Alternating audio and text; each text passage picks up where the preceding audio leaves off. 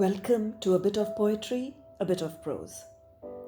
I started with a poem, but all of us don't enjoy poetry or write poetry for that matter. Some of us are happy reading and writing prose. For prose lovers, I have an anecdotal piece today called Chicken Soup for the Maid's Soul, which is taken from my book Myriad Musings, published in 2016. As you all know, maids are an indispensable part of Indian households.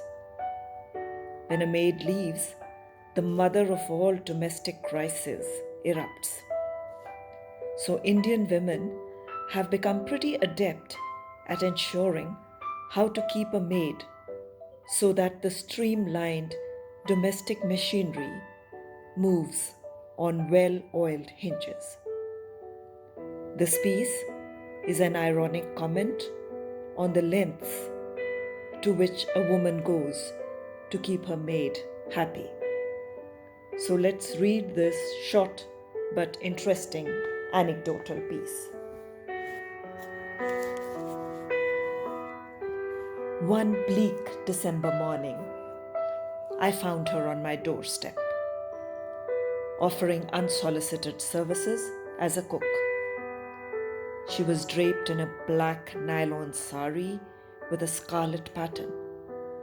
To add pizzazz to the ensemble, she wore a black sweater with a generous smattering of sequins and crimson nail paint on her cracked, work-worn hands. I looked askance at her weather-beaten face, reminiscent of the witches in Macbeth. At my cold reception, she shuffled out of the gate with a woe-begone look, which I promptly consigned to the edges of my memory. But we were destined to meet again. As luck would have it, my regular maid abandoned me. In a moment of surreal madness, I decided to turn chef.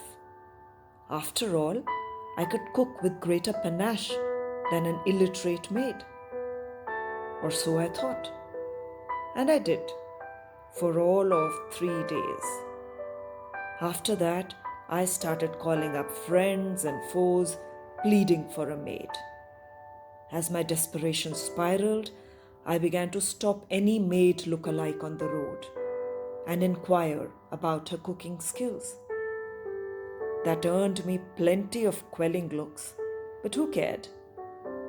And then, like a magician, my brain conjured up the image of Meena. Yes, that was a name. I shuddered at the recollection, but with unseemly haste sent out a missive for Meena. That was how Meena came to work for me. Her cooking skills were rudimentary, but her eating skills were not. She would beadily monitor our portions. She would insist I cook so she could learn by example. This, of course, seemed to be taking an inordinately long time. "I'm a vegetarian," she indignantly retorted when I asked her to stack eggs. But when we ordered chicken soup one day, she demanded her portion. I decided not to indulge her. The next day, I woke up to a household in chaos. There was no bed tea. A putrid smell hung in the air as the garbage had not been disposed. The morning newspapers had mysteriously disappeared. The fruit in the fridge had shrunk to an alarming low. The cause? Meena was in a state of extreme fatigue, saw chicken soup. My muted scolding and vociferous pleas fell on deaf ears. She would not budge from the bed where she had taken up permanent residence. At the end of my tether, I ordered in chicken soup for her. She slurped the soup ecstatically, and then she made a miraculous recovery. She was up and about in the blink of an eye and in minutes had cleared the kitchen debris. Before I could say Jack Robinson, she had prepared a delicious meal and a dessert of kheer. I was astounded. A bowl of chicken soup had worked wonders on her cooking skills and given her a blissful countenance as well. Unwittingly, I seemed to have hit upon the Meena mantra. So whenever guests drop by, I order in chicken soup for Meena first. Hey, this is no bribe.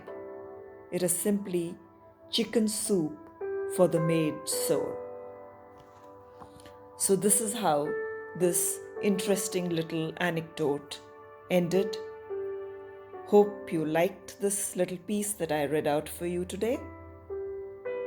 See you very soon in a bit of poetry, a bit of prose. Bye-bye for now.